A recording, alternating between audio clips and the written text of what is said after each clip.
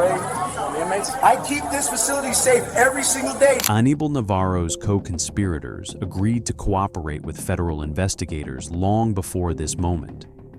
He has no idea he's walking into a room built entirely from recordings made on the phones he personally smuggled through the prison gates.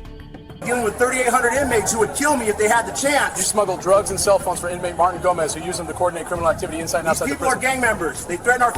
The phones in his locker would tell the entire story. More than 500 grams of methamphetamine, heroin, and marijuana. 12 co-conspirators across 2 California state prisons. And the same contraband cell phones Anibal Navarro had carried through the perimeter of Richard J. Donovan Correctional Facility for over 2 years would become the federal wiretap that ended his career. By the time the FBI, the California Department of Corrections, and the U.S. Postal Inspection Service finished building the case, Navarro would be facing 37 months in federal prison. The inmate who had recruited him would be facing 240. Before we go any further, have you ever thought about how much trust we place in the people in uniform inside our prisons? Drop a comment and let me know if a case like this changes the way you think about that. And if you're not subscribed yet, hit the button. We cover accountability stories like this one every single week, and the next one is already in production. Anibal Navarro was born in San Diego County in the spring of 1978. His parents had crossed from Tijuana in the early 1970s and settled 4 miles from the international border in a working-class neighborhood of Chula Vista, where Spanish was the language of the kitchen and English was the language of the schools. His father worked the second shift at the National Steel and Shipbuilding Yard on the Bayfront in Barrio Logan, welding hull plates on Navy auxiliary vessels for 31 years. His mother cleaned hotel rooms at one of the chain properties off Interstate 5. By the time Anibal was 8, he had 2 younger sisters, a grandmother who lived in the back bedroom, and the unspoken understanding that he was the one expected to do something with his life. He went to Hilltop High School. The yearbook photo from his senior year shows a serious-looking boy with a thin mustache he could not quite grow, a cream linen button-down shirt, and a school identification badge clipped to the collar. Teachers later described him as quiet, polite, did the work. He played junior varsity soccer for 2 seasons before quitting to take a job after school at a butcher shop off 3rd Avenue, deboning chickens and pushing a mop across the tile floor for $5.75 an hour. Most of that paycheck went straight to the household. After high school, he tried community college for 3 semesters at Southwestern College in National City, taking a mix of administration of justice and general education classes. The transcripts showed steady C+ work, not a star, not failing, until life intervened. His girlfriend, a young woman named Lorena from his neighborhood, was pregnant. He proposed at the Bonita Plaza food court with a ring he had financed at a jewelry store inside the mall. They were married at a banquet hall in National City when he was 22. Their first son, Anibal Jr., was born 5 months later. For the next several years, he stitched together work the way most young fathers in his neighborhood did. He was a private sector security guard at a tile importer in Otay Mesa. He worked the loading dock at a beverage distributor on Main Street. He spent 18 months at a private juvenile detention contractor in San Isidro, where a former Marine on staff suggested he look into the California Department of Corrections. The starting pay was better than anything else he had touched. The benefits package was real, and the academy class was forming up at Galt, 450 miles north in the Central Valley. He applied in 2006. He was 28 years old. The application required a personal history statement that ran 28 pages, 3 reference letters, a psychological evaluation, a polygraph examination, and a background investigation that interviewed neighbors, former employers, and high school teachers. He passed all of it. The acceptance letter arrived on a Tuesday in the summer of 2007. His mother cried at the kitchen table when he read it out loud. The academy itself was 16 weeks at the Richard A. McGee Correctional Training Center outside Galt, a windswept campus of beige buildings, asphalt drill yards, and a chain-link fence around the gun range. He lived in a barracks dormitory with men from Fresno, from Bakersfield, from Watsonville, from San Bernardino. They ran in formation at 5:15 every morning. They learned the use of force policy, the chain of command structure, the contraband control procedures, and the inmate classification system. They learned how to talk to an inmate without escalating him, and how to talk to an inmate when escalation was the point. Navarro's evaluations from the academy described him as steady, mature, takes correction well, has good situational awareness. He graduated 37th in a class of 142 cadets. He was assigned to Richard J. Donovan Correctional Facility in Otay Mesa, 12 miles from the house he had grown up in. The drive from his front door to the prison Sally Port was 19 minutes on a good morning. For a young CDCR officer with a wife, a toddler, and a second child on the way, the assignment was the closest thing to a miracle the agency could have offered him. He started in 2008 at the lowest officer grade. His first post was Facility C, a medium security housing unit, second watch. He worked the tier walks. He counted heads at chow. He responded to alarms. He cuffed up inmates who needed transport to the medical unit. He wrote the small incident reports that piled up at the end of every shift and built the institutional record of his early years. His performance evaluations from 2008, 2009, 2010, and 2011 used the same recurring phrases: reliable on post, good rapport with inmates without losing professional distance, needs occasional reminders on report formatting. He was promoted to second step officer in 2012.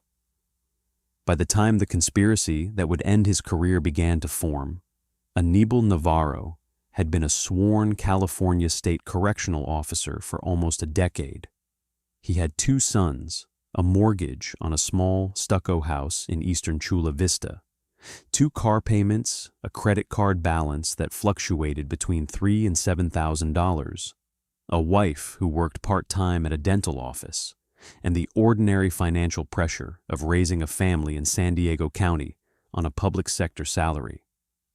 He was, by every external measure, a man whose life had worked out exactly the way he had planned it: quiet, steady, unremarkable.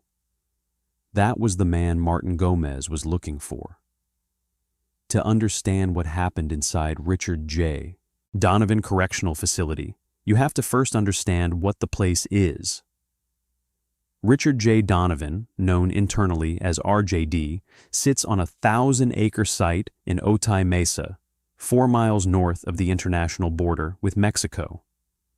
It is a medium-security California state prison operated by the California Department of Corrections and Rehabilitation.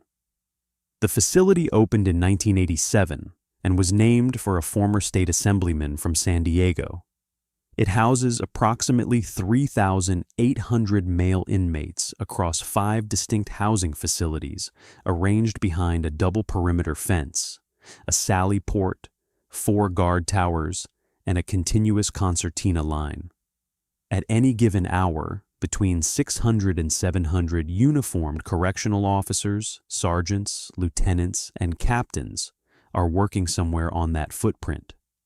The California Department of Corrections and Rehabilitation, the agency that runs RJD, is the largest state correctional system in the United States. 32 adult institutions, approximately 100,000 inmates, approximately 30,000 sworn correctional officers, a budget larger than many countries' defense expenditures. The agency operates on a paramilitary command structure, with ranks and uniforms borrowed from the military, and a workforce drawn heavily from California's working-class communities, including the border region neighborhoods that produced Anibal Navarro. For an inmate inside RJD, the architecture of daily life is rigidly controlled. Wake-up count, chow line, yard time, work assignment, medical call, mail call, visitation when scheduled and approved. Each movement is logged, supervised, and timed. Each item that enters the housing units is supposed to be screened by the mail room, by the visiting room officers, by the property officers in receiving and discharge. Visitors empty their pockets, pass through metal detectors, surrender their belongings to lockers, and submit to pat-down searches. The inspection regime applied to civilians coming into the prison is comprehensive, deliberate, and tightly documented.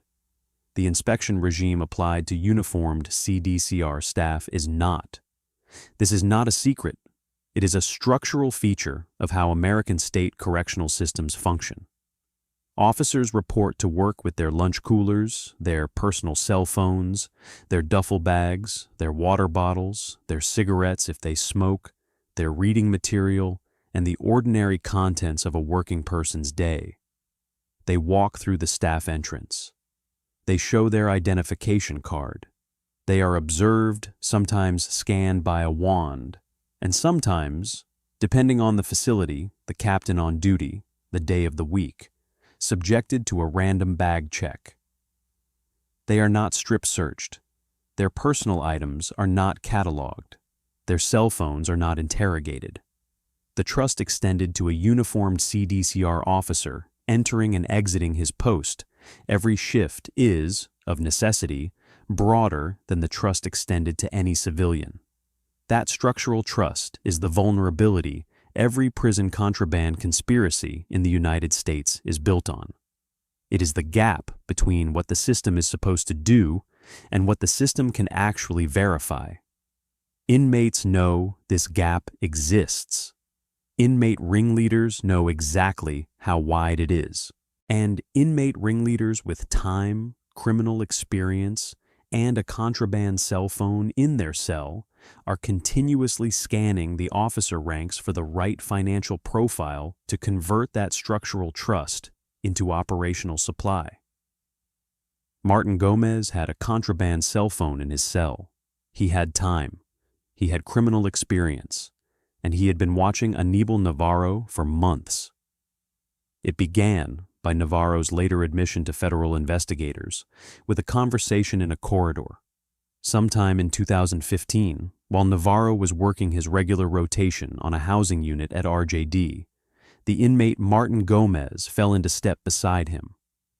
Gomez was, on paper, an unremarkable medium security inmate. He had a state sentence he was already serving for a prior offense. He was housed in a regular unit on Navarro's tier. He was polite. He spoke quietly. And he had, over the previous several weeks, made a careful study of which officer on his unit looked like the one who was tired, who was distracted, who was working overtime shifts back to back, who was carrying the look of a man whose paycheck was not quite covering what the paycheck was supposed to cover. The conversation, when it happened, was brief. It was a question framed as a favor.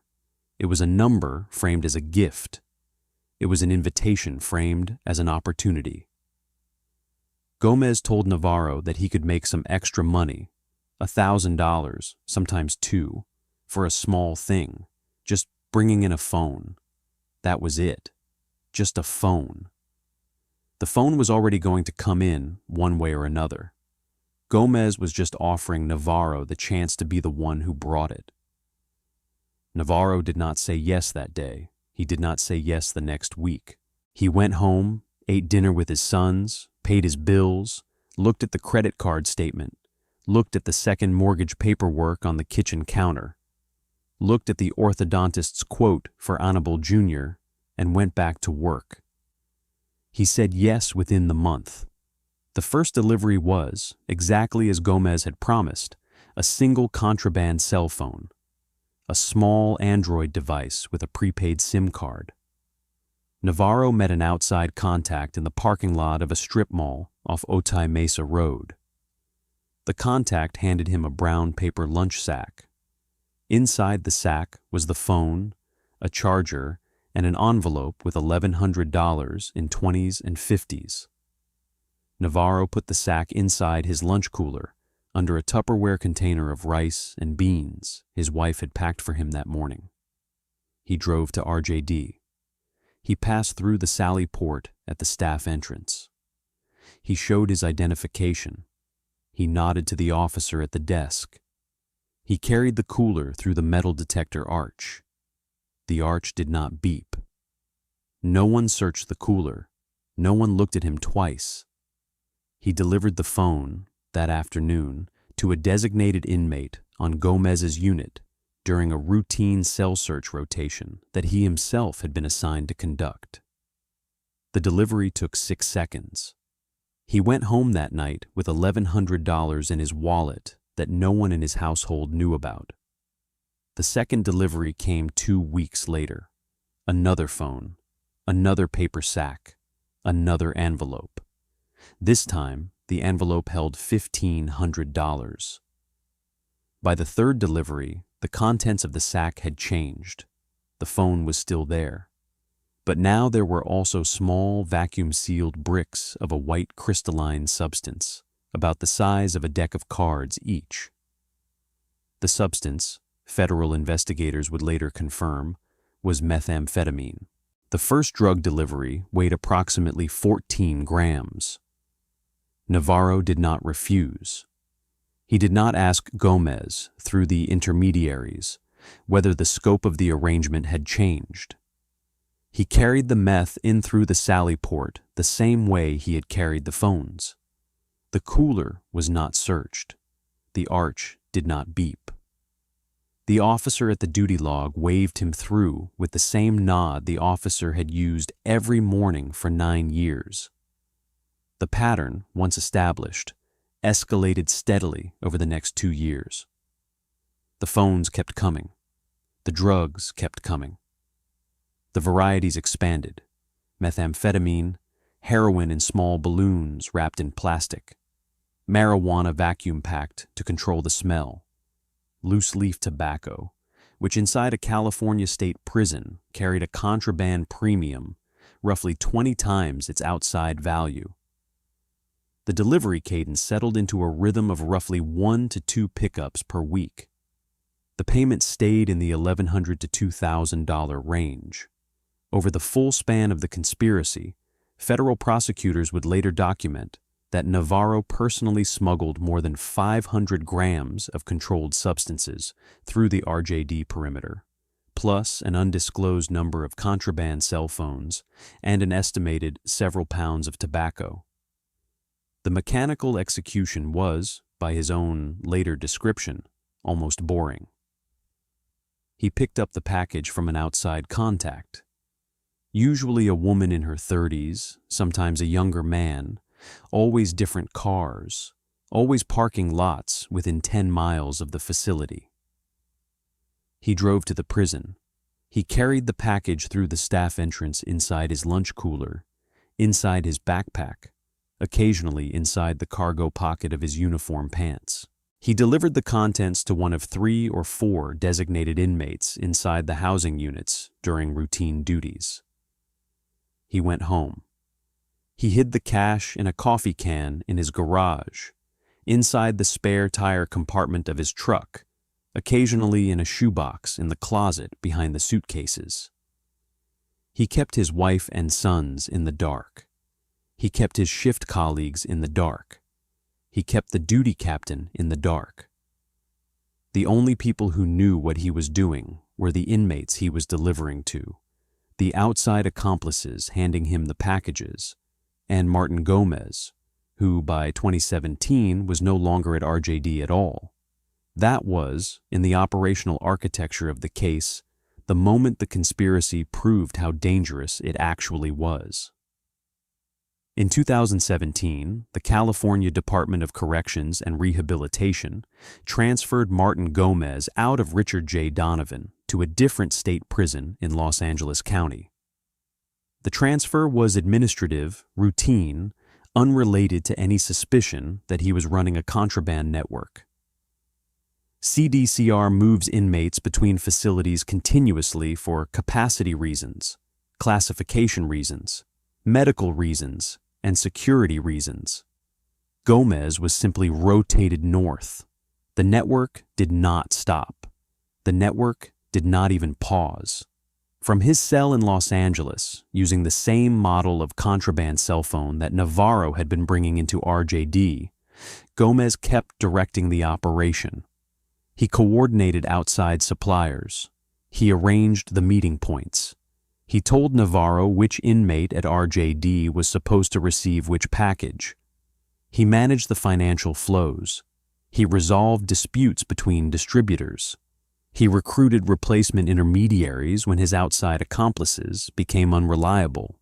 The transfer that was supposed to disrupt his connection to RJD did nothing of the kind, because the cell phone Navarro had carried in through the Sally Port traveled with Gomez in the institutional transport van.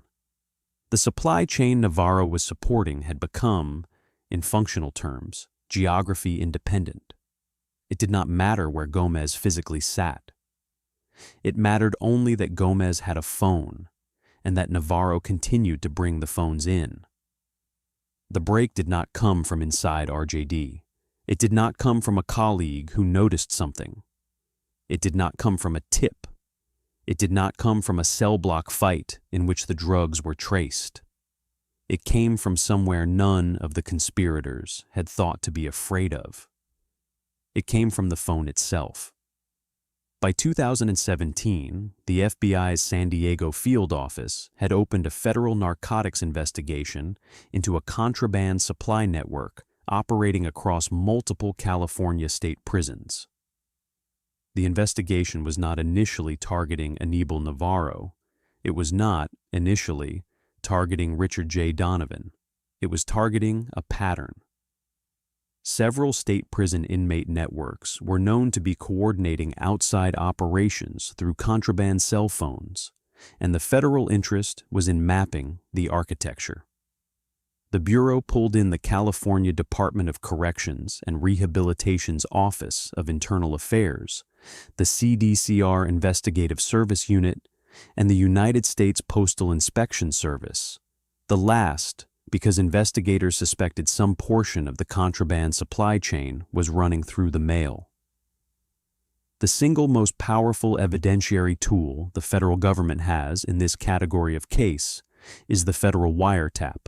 State investigators have limited authority over communications occurring inside state prisons. Federal investigators, working under Title III of the Federal Wiretap Statute, can lawfully intercept the calls and messages of a contraband cell phone operating from inside a state prison cell, with appropriate judicial authorization. And once that interception is up, every word the inmate ringleader speaks into the phone becomes evidence. The phones the federal investigators eventually monitored were the same phones Anibal Navarro had carried into RJD. The wiretap captured everything. It captured Gomez giving instructions to outside accomplices. It captured Gomez naming Navarro, again and again, as the conduit through whom the contraband would travel. It captured Gomez specifying which inmate at RJD was to receive which package. It captured Gomez discussing the per-delivery payment Navarro was being given. It captured Gomez telling outside intermediaries where to meet Navarro, which parking lot, which time, which vehicle. It captured Navarro's own voice on the calls Gomez placed to him, confirming receipt of packages, confirming delivery of phones to specific inmates, confirming the schedule of the next pickup. The investigators had, in essence, a real-time documentary of the conspiracy as it operated, captured on the very equipment the conspiracy was using as its operational platform. That was the recursive quality of the case that federal investigators would, in later filings, describe as the defining structural feature of modern American prison corruption prosecutions. The contraband product and the operational infrastructure were the same object. Every call the ringleader made was simultaneously the act of running the conspiracy and the act of generating the evidence against it. By mid-2017, the FBI had identified all 12 conspirators. They had mapped the supply chain from the outside source through the intermediaries to Navarro, to the receiving inmates inside RJD, to the secondary distribution network within the housing units. They had cross-checked the wiretap data against CDCR visitor logs, Sallyport entry records, surveillance footage from the staff entrance, and the institutional movement logs that documented Navarro's location inside the facility during the relevant shifts. They had, for several months, watched the deliveries happen, in some cases setting up physical surveillance on the outside handoffs, photographing Navarro receiving packages from outside accomplices in parking lots across Otay Mesa and Chula Vista. The decision to take the case down came in the late summer of 2017. The federal grand jury in the Southern District of California returned a sealed indictment naming Martin Gomez, Anibal Navarro, and 10 other co-conspirators. The arrests were timed to occur in a coordinated sweep across multiple locations on the same morning. Navarro had no idea any of it was coming. The morning the federal agents came to Anibal Navarro's house in eastern Chula Vista, he was preparing for second watch at RJD. He had been up since 5:15. He had showered, put on his green CDCR uniform, eaten a piece of sweet bread his mother had brought over the night before, kissed his wife on the forehead while she was still half asleep, and walked out to his Tacoma in the driveway. The sky was the pale gray of San Diego mornings in late summer. He had a thermos of coffee in his right hand and his lunch cooler in his left. He was 40 seconds from getting into the truck. The first vehicle pulled in at the end of his driveway, then a second, then a third. Plain sedans, federal plates, men and women in raid jackets stepping out, the lettering on the backs of the jackets reading FBI in yellow block characters. He set his cooler down on the hood of his truck. He set his thermos down beside the cooler. He did not run. He did not reach for anything. He turned his palms outward at his sides and stood there in the driveway in his CDCR uniform as the agents approached. The lead agent identified herself and her partner. She told him there was an active federal arrest warrant for him. She told him a search team would be entering the house. She told him his wife and children would be brought to the front yard. She read him his rights. He did not say anything for the first 60 seconds. Then he said, very quietly, the only word he said for the next 40 minutes, "Okay." Inside the house, the search team recovered the materials that would, alongside the wiretap, form the spine of the federal case. They found a coffee can in the garage with $8,400 in 20s, 50s, and 100s, banded with rubber bands. They found a shoebox in the bedroom closet behind a stack of suitcases with another $4,200 and a small ledger book with dates and dollar figures handwritten in pencil. They found a burner cell phone, not Navarro's personal phone, but a secondary device with a prepaid SIM, taped to the underside of a dresser drawer. They found, in a kitchen drawer, a list of inmate names and CDCR identification numbers in Navarro's handwriting.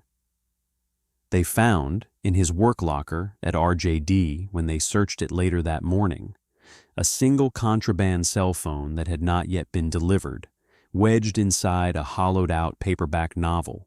The investigation had, by the time of the arrests, already developed cooperator testimony from several of the 10 other co-conspirators. Some of the outside intermediaries had been picked up in earlier sweeps and had agreed to cooperate against the network. 2 of the receiving inmates inside RJD had, when confronted with the wiretap evidence, pleaded out and provided statements describing the delivery mechanism, the schedule, and Navarro's role. The cooperator statements were consistent with the wiretap transcripts, the financial records, the physical surveillance, the institutional movement logs, and the materials seized from the Navarro residence. The case the federal prosecutors brought to the table was not, in the words of one of Navarro's later defense attorneys, a case that any reasonable lawyer was going to take to trial. The single piece of evidence that captured the entire operation, in symbolic and literal terms, was the contraband cell phone Gomez had been using to direct the conspiracy from his cell in the Los Angeles State Prison. The federal wiretap on that phone had produced, over a period of roughly 14 months, several thousand intercepted communications. The communications mapped the supply chain from the outside source to the inmate distributor network with the kind of granularity that made denial impossible. The phone Gomez was using to run the conspiracy was a phone Navarro had carried into RJD. The phone, in the formal language of the federal indictment, was both the product of the conspiracy and the instrumentality of the conspiracy. It was the smoking gun that documented its own delivery. We're heading into the federal court phase of this case now. If you've made it this far, you already know the structure of this conspiracy was unusual. The same phones used to commit the crime became the evidence that ended it. If you want to see how the federal sentencing system actually handles a case like this, stick around. And if you're not subscribed yet, this is the moment. We do this every week, and these cases don't get the coverage they deserve. The arrest scene in Navarro's driveway lasted approximately 34 minutes, from the moment the first vehicle pulled in to the moment Navarro was placed in the back of a federal transport sedan and driven away to the Metropolitan Correctional Center in downtown San Diego for processing. His wife came to the front door in her bathrobe 90 seconds into the encounter. The lead agent intercepted her on the porch. Lorena did not understand at first what was happening. She kept looking at her husband in his green CDCR uniform, standing in their own driveway with his hands at his sides, surrounded by federal agents. The lead agent explained calmly that her husband was being arrested on federal charges, that a search team was about to enter the house, that she would need to step outside with the children, and that no one was in physical danger. Anibal Jr., 14 years old at the time, was the next to come out. He stood on the porch in basketball shorts and a Padres t-shirt with his hands hanging at his sides and looked at his father across the driveway. The younger son, 9 years old, came out behind his mother and started crying when he saw the agents. Navarro did not look at his sons. He could not look at his sons. He kept his eyes on the lead agent and on the asphalt at his feet. The conversation between Navarro and the lead agent, recorded on the agent's body camera, ran to approximately 300 words across the full 34 minutes. Most of it was procedural. Mr. Navarro, do you understand the charges I've explained to you? Yes. Do you understand that you have the right to remain silent and that anything you say can be used against you? Yes. Do you have any weapons on your person right now? Anything in your pockets I should know about? My duty belt's in the truck. My sidearm is locked in the glove box. My CDCR identification is in my back pocket. Is there anything inside the residence that's going to hurt my search team, sir? Anything I need to know about? There's money in a coffee can in the garage. There's money in a shoebox in the closet. There's a phone taped under a drawer in the bedroom. There's nothing else. There's nothing dangerous. Thank you for telling me that, sir. I'd like to talk to a lawyer. Yes, sir. That's your right. He did not say anything else for the rest of the encounter. He did not say anything when they walked him to the federal sedan. He did not say anything when his older son called out, "Dad," from the porch in a voice that broke in the middle of the word. He did not say anything when the sedan pulled out of the driveway and turned south toward the freeway. The next time he saw his wife and sons in person was 4 months later, through the visitation glass at the Metropolitan Correctional Center. The federal indictment in the Southern District of California, case number 17 CR 446, named Martin Gomez as the lead defendant and Anibal Navarro as the second named co-defendant. The charges against Navarro were 2: federal bribery under Title 18, United States Code, Section 201, applicable because Richard J. Donovan Correctional Facility receives federal funds through several federal correctional programs, and conspiracy to distribute controlled substances under the federal narcotics statutes. The case was assigned to United States District Judge Anthony J. Battaglia. Navarro's defense attorney was a federal public defender from the San Diego office, a woman who had handled 4 prior corrections officer contraband cases, and who looked at the evidence file the federal prosecutors turned over in discovery and told her client, in their first sit-down at the Metropolitan Correctional Center, that the only strategy that made any sense was a guilty plea and a cooperation agreement. The wiretap was airtight. The cooperator testimony was consistent. The physical evidence from the search was conclusive. The institutional records placed him at the relevant times and locations. There was, in her professional judgment, no winnable theory of the case at trial. Navarro signed the plea agreement in 2018. He pleaded guilty to the bribery count and to the conspiracy count. He agreed to provide substantial assistance to the government in the prosecution of Martin Gomez and the remaining co-conspirators. He spent approximately a year and a half in federal pretrial custody at the Metropolitan Correctional Center, during which he was debriefed multiple times by FBI case agents and by the assigned Assistant United States Attorney, and during which his cooperation contributed material evidence to the case against Gomez. Martin Gomez was the first of the major defendants to be sentenced.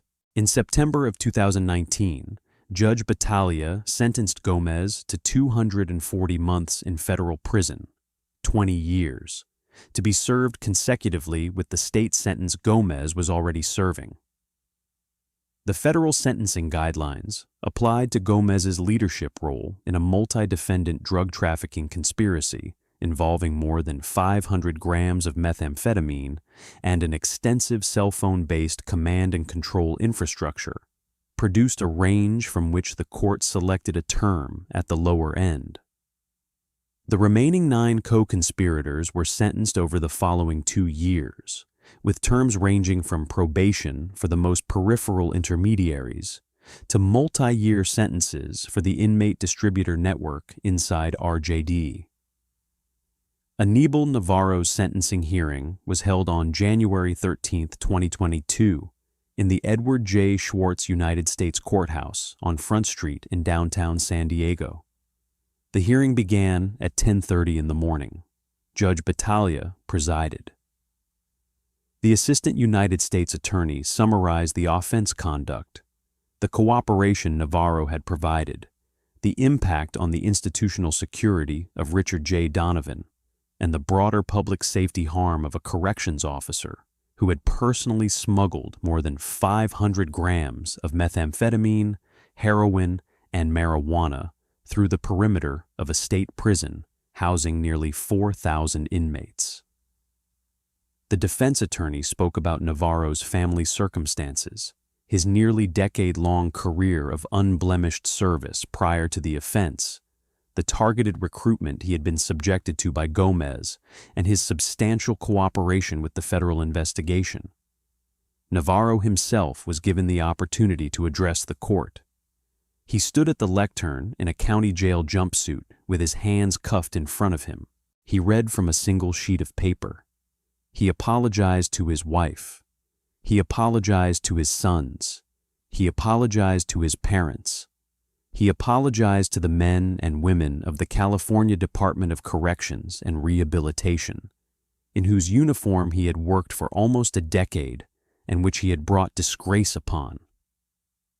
He apologized to the citizens of California and to the inmates of Richard J. Donovan, whose safety had been compromised by the contraband he had carried through the Sally Port.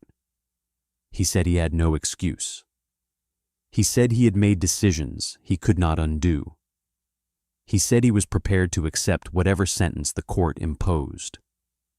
The United States Attorney for the Southern District of California, Randy Grossman, issued a public statement following the sentencing. "Corrections officers," Grossman said, "are charged with the responsibility of keeping the public, inmates, and other prison staff safe. Former Officer Navarro personally profited from creating a dangerous environment in the prison by smuggling in extremely harmful and addictive narcotics. Additionally, cell phones inside a prison allow inmates to coordinate other illegal acts, like smuggling drugs, fraud, and even violence." Judge Battaglia delivered the sentencing statement from the bench. He acknowledged the cooperation. He acknowledged the family circumstances. He acknowledged the prior unblemished service record. He then addressed, in the language federal judges reserve for cases of public corruption, the structural harm of what Navarro had done. "The trust placed in a state correctional officer," the judge said, "was a fundamental component of the institutional security on which the safety of every inmate, every visitor, every fellow officer, and the broader San Diego community depended. The decision to monetize that trust, to use the uniformed perimeter access of a CDCR officer as the supply chain for a multi-year drug trafficking conspiracy directed by an incarcerated criminal, was a betrayal not just of the agency, but of the public itself. The court took into account the cooperation. The court took into account the early plea. The court took into account the family hardship. The court could not take into account a justification because no justification had been offered. The sentence imposed was 37 months in federal prison, to be followed by 3 years of supervised release. Restitution was ordered. Forfeiture of the seized cash was ordered. Federal employment was permanently barred. The California Department of Corrections and Rehabilitation had already terminated his employment in 2017 upon his federal indictment. Anibal Navarro was designated to a low-security federal correctional institution in the western region of the Federal Bureau of Prison System. He surrendered to begin his sentence in the spring of 2022. His projected release date placed him back in San Diego County in the mid-2020s, at which point his older son would be in his 20s and his younger son would be finishing high school. The Chula Vista house had, by then, been sold to cover legal fees and to allow his wife and sons to relocate to a smaller rental closer to her parents' home in National City. The Tacoma had been sold. The coffee can in the garage was gone. The shoebox in the closet was gone. The CDCR uniform that had hung in his closet for 9 years and 4 months had been surrendered to internal affairs investigators on the morning of his arrest. The inmate who had recruited him, Martin Gomez, was at that point 3 years into a 240-month federal sentence, served consecutively with whatever state time remained from the original offense that had placed him at Richard J. Donovan in the first place. The federal investigators who had built the case had moved on to the next contraband network, operating across the California state prison system, of which there were, on any given day, several. The recursive evidentiary architecture that had ended the Navarro case, the contraband cell phone that was both the product of the conspiracy and the instrumentality through which the federal government documented it, remained in 2022 and into the years that followed the single most powerful evidentiary tool federal investigators had against this category of state prison corruption. The structural conditions that produced the case had not changed. The economic pressure on California state correctional officers had not changed. The inmate recruitment of financially vulnerable officers had not changed. The contraband demand inside the housing units had not changed. The gap between civilian inspection and staff inspection at the staff entrance had not changed. Somewhere inside one of the 32 institutions of the California Department of Corrections and Rehabilitation, on the morning Anibal Navarro reported to federal prison, another inmate was watching another officer walk through another sally port and was making a careful study of which one looked tired, which one looked distracted, and which one was carrying the look of a man whose paycheck was not quite covering what the paycheck was supposed to cover. This case was layered, but the case on the right side of your screen reaches into a place even darker than this one. Click it now.